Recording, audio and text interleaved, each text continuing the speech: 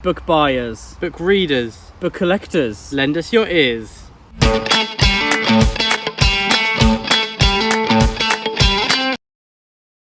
Welcome back to the channel. Today we, the Brothers Gwynne, are going to be doing a book haul. We've not done one of these for quite a while, so we have accumulated quite a few more books, even though we've both been trying to save some space in our shelves, but it's unavoidable, isn't it, buying some more books, especially when they're just so tempting in front of you. You said something yesterday, didn't you? You said book buying and book collecting are two very different hobbies. Book buying and book reading, of course, because we buy all these books that we don't actually read, but we will want to read them. Yeah. We will read them one day. Here we are, one day, when the mountain is less high. Yeah. Should we start off with a special book that both of us Yes, have? so first off, in this video we want to talk about Essex Dogs by Dan Jones. So these are the beautiful broken binding special editions.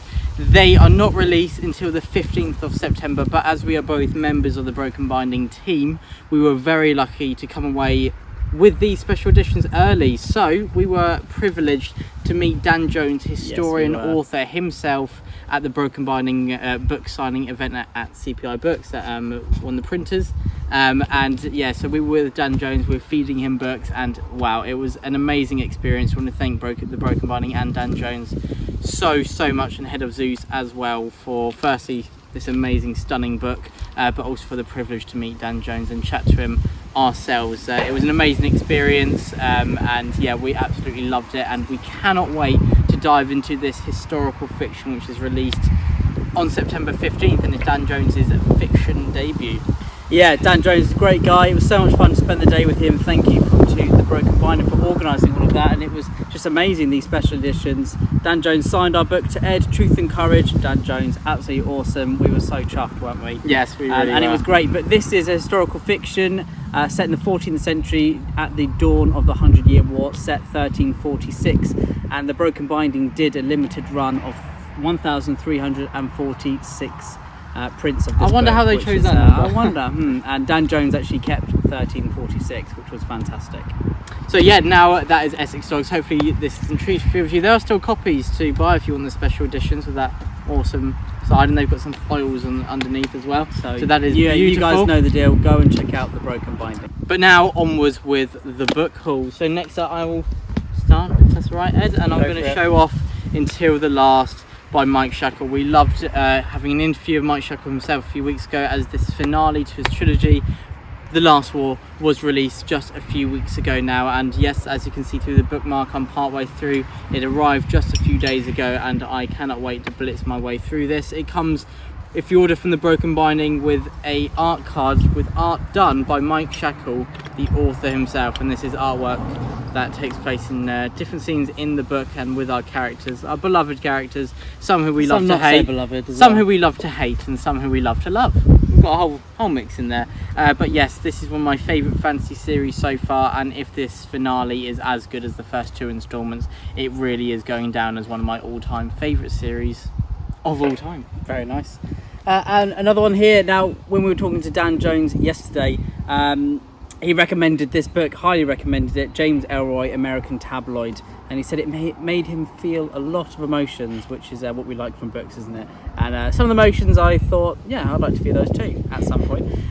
So yeah, I'm looking forward to reading this. I just picked up today, went to Waterstones today. We went into the town nearby, and we went on a bit of a book buying spree, didn't we? We did. Books, but that's number one on my haul.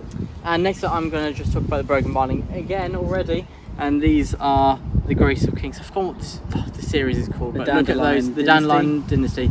And after Library of Viking very kindly had us on his channel for 45-second segment talking about our favourite read of the year so far, and loads of people mentioned The Grace of Kings, didn't they? And so yeah, I've got to check it out now, don't I? I mean, Tall Guy Reads loves it, everyone loves it basically, and these designs are awesome, so it's brilliant to be able to read them with these designs. And you put them the wrong way around now. I'm sure you won't mind rearranging them later. But yes, that is the Dandelion Dynasty. The first three installments anyway. Next one for me is Beowulf by Maria Headley, and This is kind of a new translation, which is kind of a feminist take on Beowulf, which is interesting, which I don't really know much else apart from that, but you know, anything that says Beowulf on the cover I will buy, and it's nice to see a translation by a woman as well. I think I'm just interested to see how this is different to other translations that I've read, such as Tolkien's and Seamus Heaney's as well. Next up I have The House with the Golden Door by Oldie Harper. I absolutely adored The Wolf Den, the first instalment in this, what I believe will be a trilogy. It is historical fiction. We are seeing it from the perspective of a woman in Pompeii who is a slave working in a brothel, and it is a very complex story in terms of the character emotions and the dynamics. It feels very real in the dynamic that Oldie Harper crafts between these characters, the relationships they form and ones that disintegrate. It really is a character study, and Oldie Harper does a fantastic job at the world building and creating that tone and atmosphere which really absorbed me from the beginning to end. It was a fantastic, enthralling read that it was not for the faint of heart, but it had a whole depth of emotion that really just took me by surprise and had me hurt. So yeah, obviously I'm looking forward to reading book 2. Until the Last for Me by Mike Shackle. What can I say that William hasn't already said? We are so excited to read the end of The Last War. I saw Patrick tweet earlier that he is actually in this, so I wonder if Mike Shackle will do what Peter McLean did and brutally murder him. We shall see. We shall see. Next up I have another historical fiction, talking about that quite a bit today, and that is King by Ben Kane. I've already read this, so I listened to it on Audible, and then I bought the hardbacks to go on my shelf because I loved the series so much. So these are the first books I've read by Ben Kane, who is already a very well established and acclaimed historical fiction writer, especially for ancient Roman series and his Hannibal series as well. But this was his endeavour into telling the story of Richard the Lionheart. He's currently writing a Napoleon book as well. Oh, is he? Brilliant. Is cool. But this was about Richard the Lionheart, and he's a name that most people recognise, but we really don't know too much about. He was mates with Robin Hood, wasn't he? Well, he's in that story, kind of. But anyway, yes, so it was really interesting learning a lot of the actual history, and then obviously it's historical fiction, so Ben Kane has aspects that he embellishes on. There is many holes in history that we don't know about, sadly, but it also gives Ben Kane the creative freedom to create some awesome characters, some awesome set pieces, and yeah, it was a thoroughly enjoyable historical fiction read. The Witch's Heart is another book that I picked up recently by Genevieve Gornischek, and this is similar in style to, I believe, to Circe and Song of Achilles, that kind of thing, that kind of Greek mythological telling, but this time it's Norse mythology. Nice. And it's with the character Angrboda, who is the estranged wife kind of Loki, and if you know much about Angrboda, then yeah, she has some interesting offspring, so I'll be looking forward to seeing what this is about. If it's anything like The Gospel of Loki by Joanne Harris, then I think I will love it. Which is a very humorous, funny book. And next up I have The Girl and the Moon by Mark Lawrence. So this is the finale to Mark Lawrence's most recent trilogy, The Book of Ice. And yes, I've read the first 2 installments, thoroughly enjoyed them.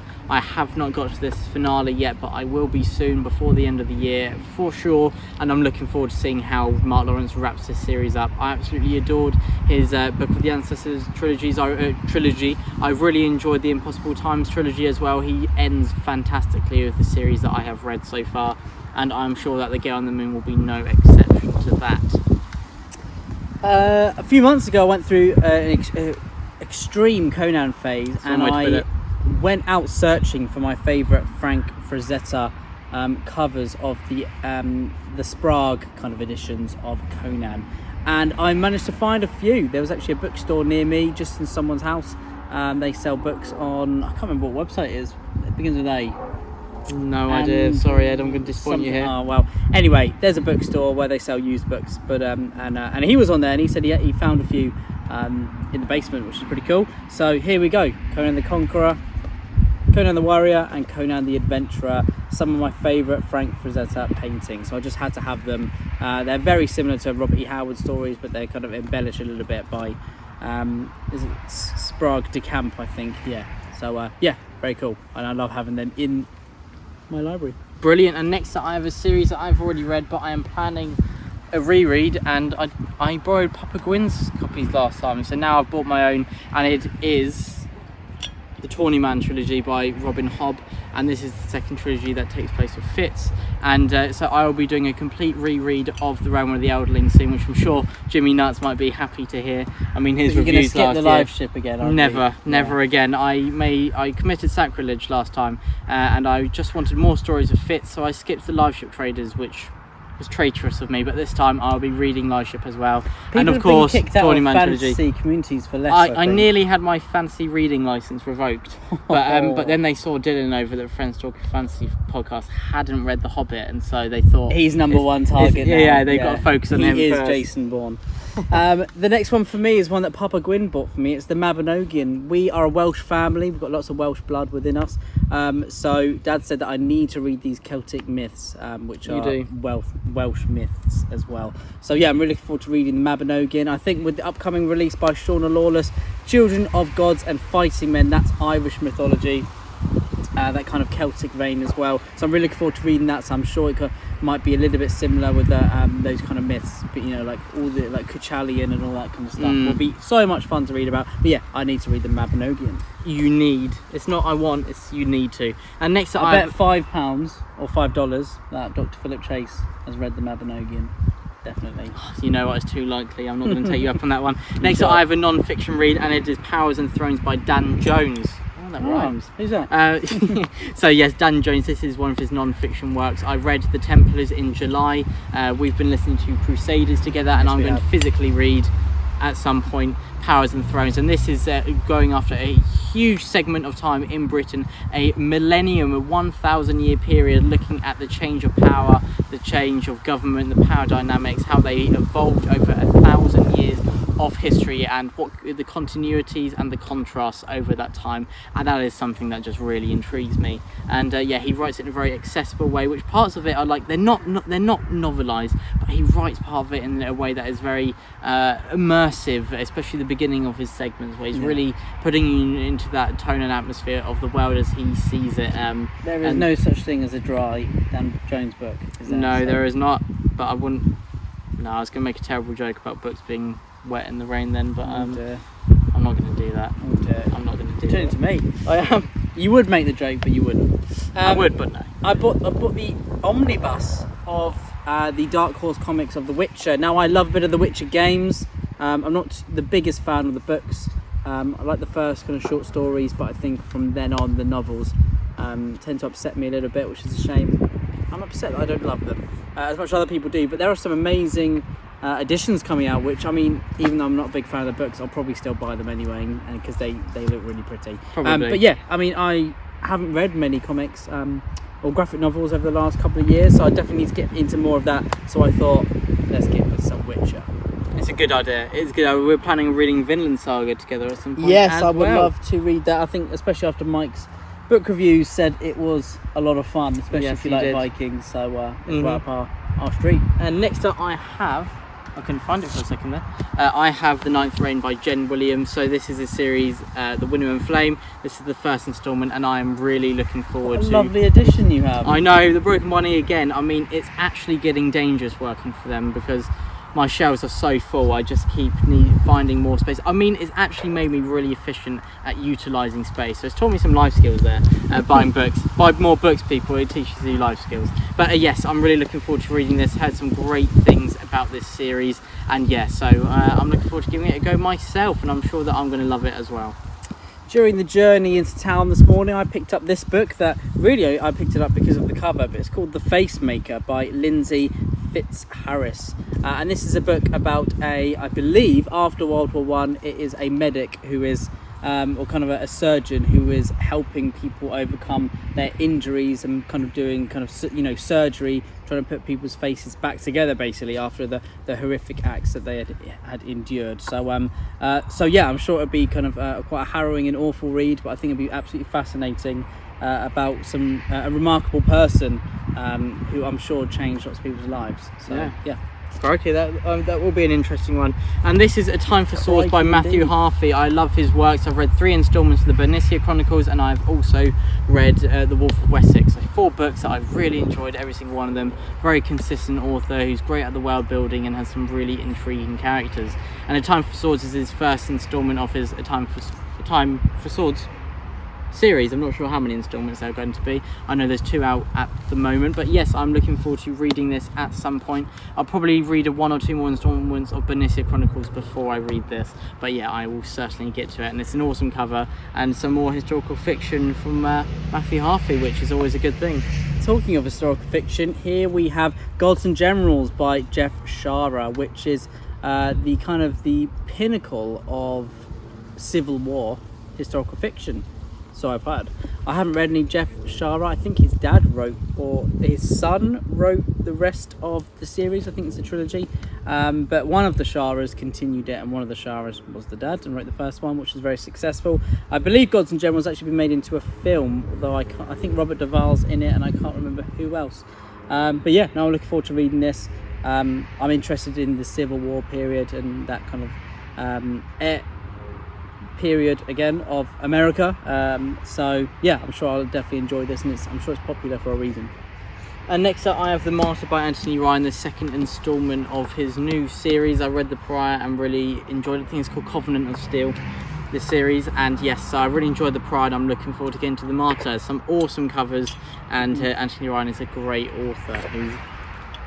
He's very consistent. Again, it's that consistency that makes him an auto-buy author for me. Yeah, I can't wait to read that trilogy as I'm collecting them. Here we have Patton, Montgomery and Rommel, which is a non-fiction book about those 3 key generals of World War II.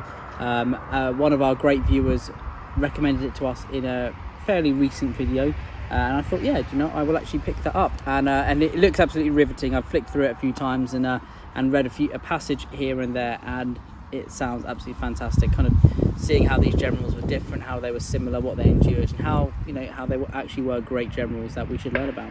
Yes, indeed. And I have The Exile by Ryan Cahill. Ryan Cahill has written the series The Bound and the Broken, which is still ongoing, indie published, fantastic author. Of Blood and Fire was a great read, really great read, where it takes that traditional fantasy but has a modern take that subverts a lot of those tropes and makes it a thoroughly enjoyable, entertaining read with lots of twists and turns that me and Ed both really enjoyed. And I read his novella The Fall as well, which was thoroughly enjoyable.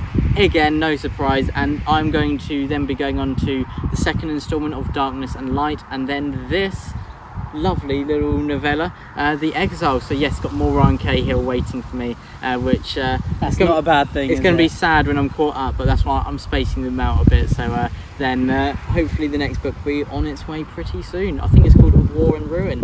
It is. It's an awesome title. It is awesome cover as well. Here I also had 3 of these Dan Jones books very kindly signed for me, and here we have number 1 that Will and I are currently listening to, which is Crusaders, and then I have number 2, which is The Templars, which I read in William July. recently read and he loved, and then we have The Hollow Crown, which is a book about the War of the Roses, and you know me, 15th century reenactor who reenacts War of the Roses period. It's going to be so much fun and utterly engrossing, I'm sure, and I'll love learning about this period even more. I'm sure you will, Ed.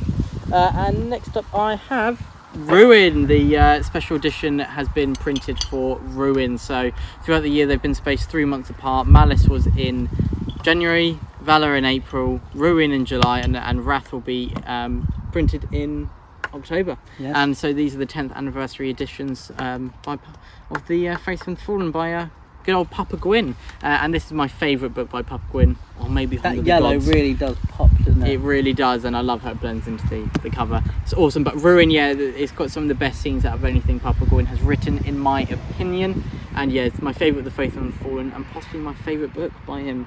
But I think Hunger of the Gods might be taking that instead, but I'm not sure. It's pretty close. This does have the best deal ever. No contest there. We're not biased. But yes, Ruin, I love seeing it in this colour, and joining its 2 predecessors, and I'm cannot wait for Wrath to join it on the shelf.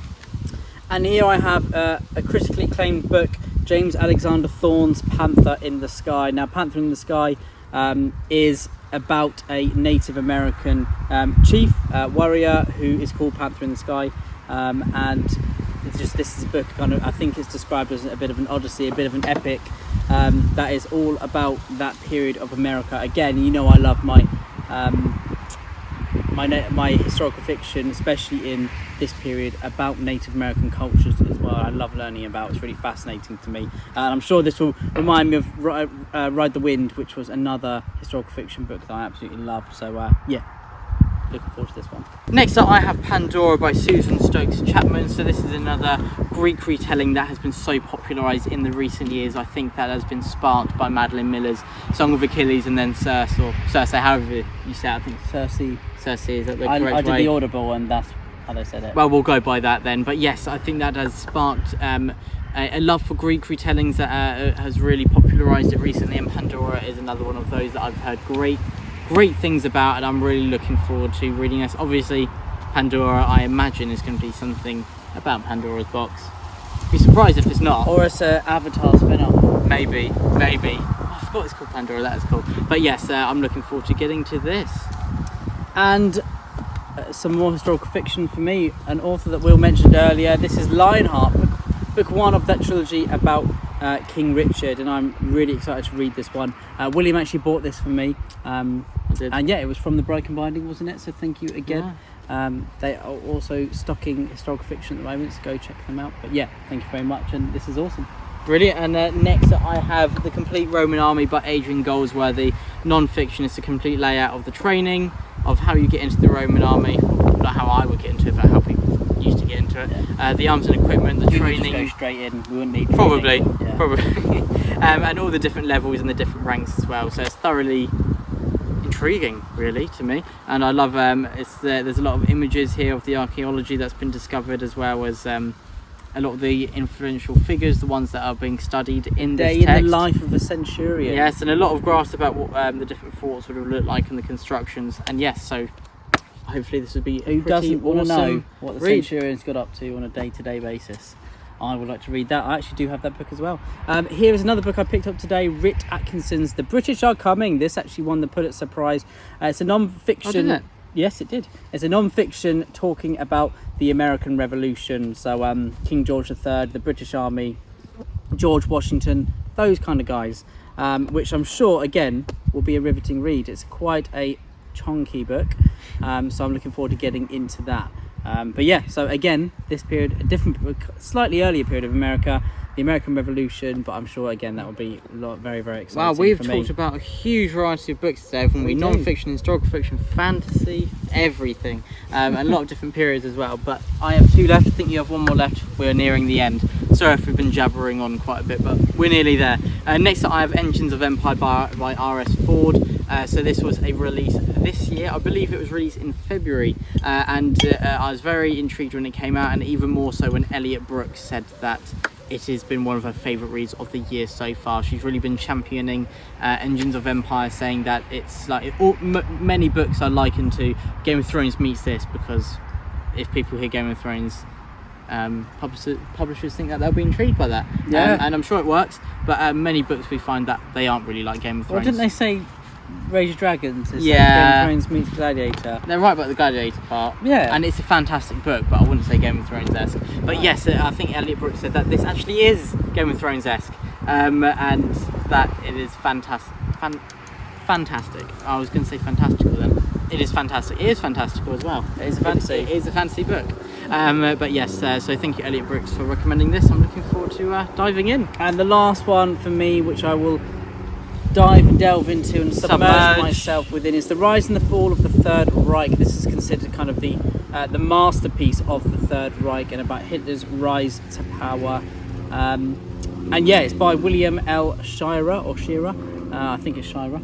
And it's meant to be amazing. I think anyone who's into World War II, who wants to learn more about the Nazi Party and how they rose to power and rose to such heights of acclaim, then yeah, definitely go check this out, because it is considered the go-to book. It's an absolute time. It's 1,200 pages, and I think it's got a very healthy list at the back of other books to go and read as well, which is definitely what we like. But so when I've got that World War II book rabbit hole, yeah, exactly, then this is a book that I will go to scratch that itch, and I'm sure it'll be riveting and also horrific and horrifying in all of its forms, but I'll still find it fascinating, I'm sure.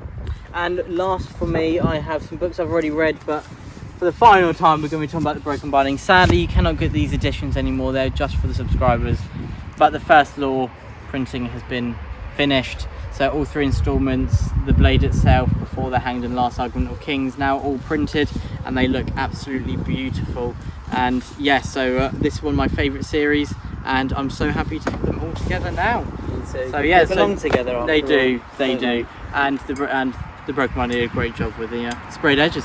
But yes, that is our book haul. Thank you everyone for watching. That we've got so many books here. We're so excited to talk about meeting Dan Jones, and about we're soon going to be reading Essex Dogs. Well, you started, haven't you? I've started, and the beginning is so good. It's basically the landing of Omaha Beach, but instead of MG42s, they have crossbows. And so yeah, so we're looking forward to talking about that more, and all the books in our book haul. I mean, it's just an addiction, isn't it? But there are many worse addictions to have, and I think book buying is a good one. But yes, Amen. Everyone, thank you so much for watching. Hope you enjoyed this book haul. What have you been able to stop yourself buying books, or have you given in to that urge? But anyway, thank you so much for watching. Stay safe as always. Truth and courage from the Brothers Gwynne. Truth and courage, the Brothers Gwynne.